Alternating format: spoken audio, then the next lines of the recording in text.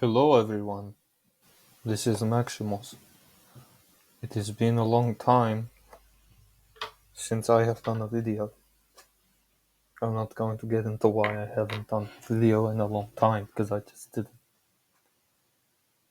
Now, like my other videos, I want to discuss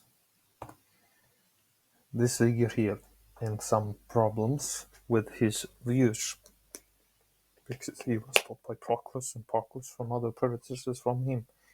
So that's how it used to work, and you became the chair of the philosophy department or academy in the 5th century. This video will be about the problems of every Platonist or Platonism at all, whatever version of Platonism doesn't matter to me. What are the few propositions that Platonism presupposes in its metaphysics, or super autistic metaphysics as we'll call it, because it's the whole dialectic anyway, so there's nothing wrong with that. More so, other forms of Platonism, such as the ones that Proclus was taught by, from Plutarch, and Porphyry from Ammonius, is the general, idea or model that there's three, well, not exactly three, but say one hypostasis, the one, the second perfect creation, the first intellect, and the third, which is the world soul. And then down there's graded other form, quasi hypostasis, the demiurge, which is just, irrelevant. But here's a proposition for every Platonist they can never answer. It's a question of juxtaposition between, because in Platonism the idea is everything has a principle, and you cannot lack being in any sense, or is degraded from being, but being in itself is not insensible things like matter or form. But they try to justify how there's being in relation to matter anyway. But that doesn't matter, because the video is about how does a Platonist explain, in his own views on metaphysical commitments, about how we get higher super intelligible being, which is by dialectic, by negation, but cannot lack its own principal causal being prior to itself. Say, if that is their view and they're absolutely committed to that principle, and we know why they're committed to it, as I've explained the dialectical view of metaphysics of theirs, then let's say, a proposal would be, since the perfect creation bears of the one. Now we can say whatever that means. We're not getting into that, but let's say that they bears of the one because it comes forth from the one. It's not just a procession; it's prior to processions in bears of the one. There's some sort of super intelligible, unutterable, apophatic category that bears the first intellect. Whatever it is, it doesn't matter. But it's another negation. It's a higher negation. Say, and it bears in it itself ungenerate, because it's a sinful by nature. It is a hypostasis. The first perfect creation has a mode of being that is being ungenerate and uncaused, primordial cause. And it is an intermediary, as in it communicates processions, the principles of everything, to explain how there could be individuation between each thing as a chain of being.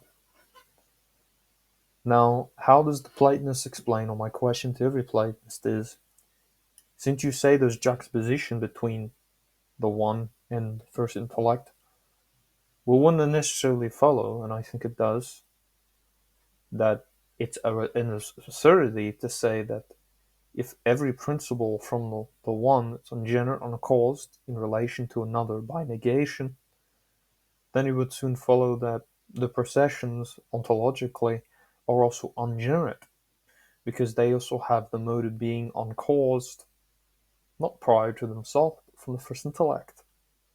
If it's from the first intellect, then what if the first intellect bears cannot lack, or be deprived, or have dissimilarity in itself and its principle?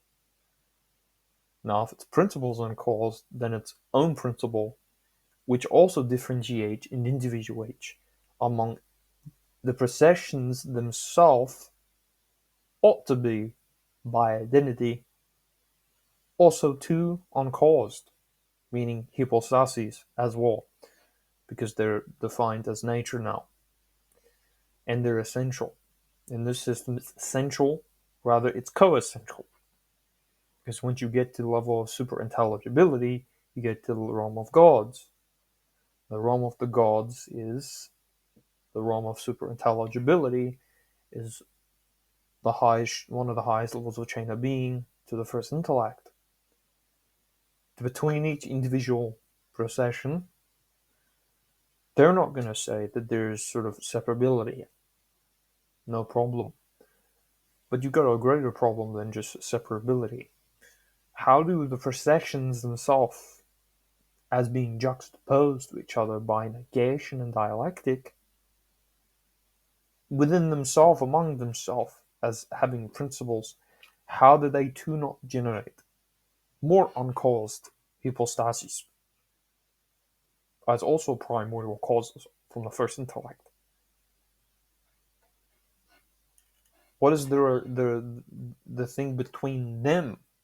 Because we're not talking about the first intellect. Between the processions, as they don't say they're hypostatic, but for the sake of the who are Christian, they're hypostatic. Flowing, four-flowing attributes, or prodi procession is a better word, that's what's used in the literature.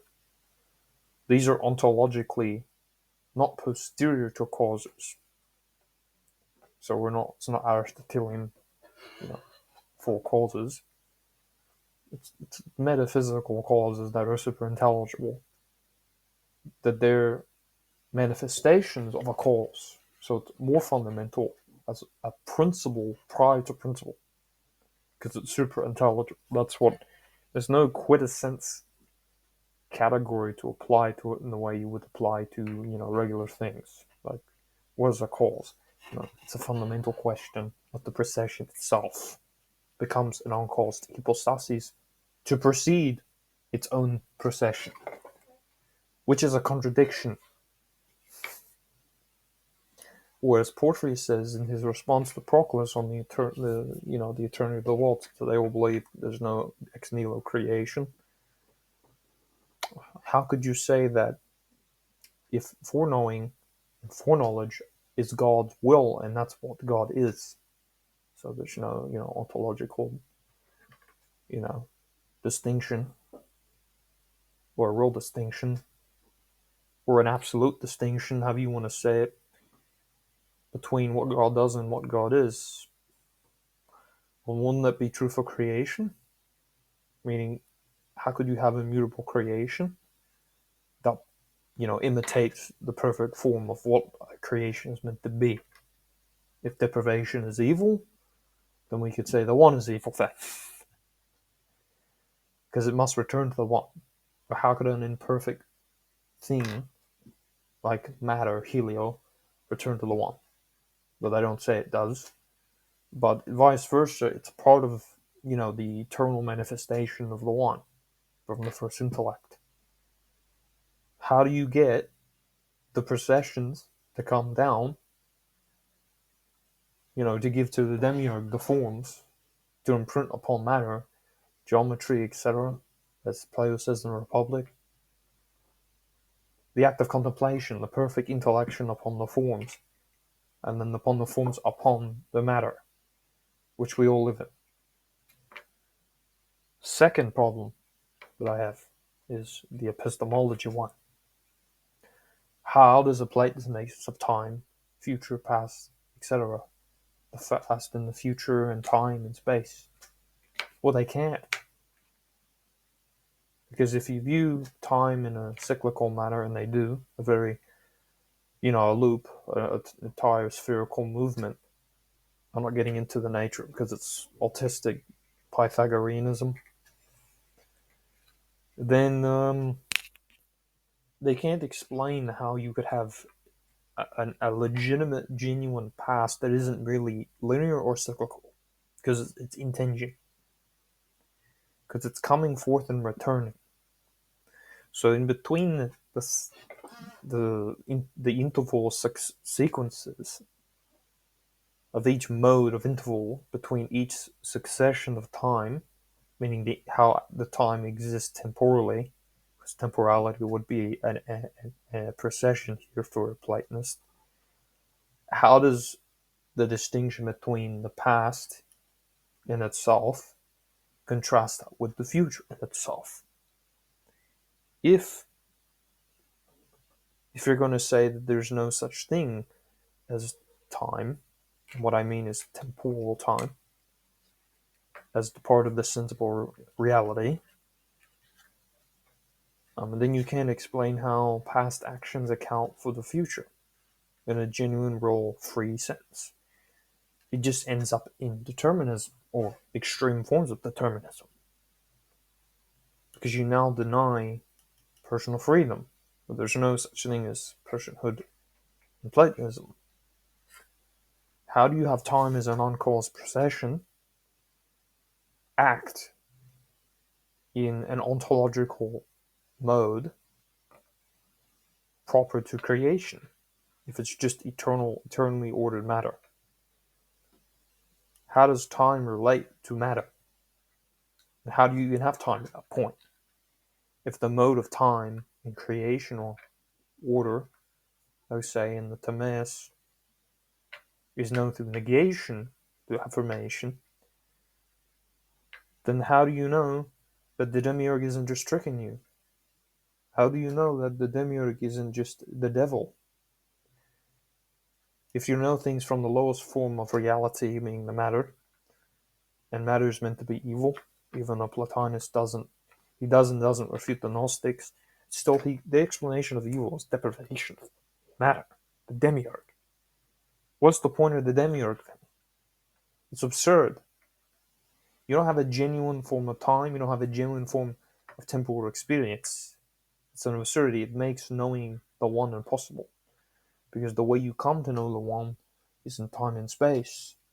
But if time and space are eternal processions, and that the way that time exists prior to temporality is that it's pre-eternal procession, it's not just, an aeon, it's pre-eternal. It's meant to account for the limitations of time and space. How could it interact with the world at all then? If it's meant to be on cause as a procession, as I said before. Simply creation and temporality would also be uncaused, which denies spontaneity. And then you would get other juxtapositions and problems in there as well. So my question to you, every Platonist, is how do you make sense of time if time is uncaused?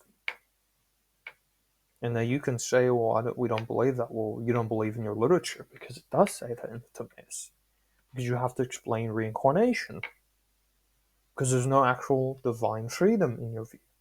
It's caused in a strict eternal sense. Because the principle of time is a principle. It's a paradigm. It's an intelligible reality. Then how do you have the relation between time and eternity then? Because it's not necessarily separate, but between the two it's opposed and it's in dialectical tension. Therefore, you can have a world to explain temporal movements. And then you just get into a harder problem, but that's irrelevant. So those are my few points. The first point is more so what the main point of the video, but the second point is on, problem of time for every Platonist. Because Platonists cannot explain time and past, future, etc. Because of the problem of dissimilarity in principles and similarity in principles simultaneously is a contradiction if you define it as an essential mode of existence, which is Platonic jargon anyway. But I'm not getting into that. So those are my few points. And so, yeah, that is the video. And this is a new video. Yes, I'm wearing glasses, you know? And, yeah. If anyone watches it, thank you very much. And God bless you.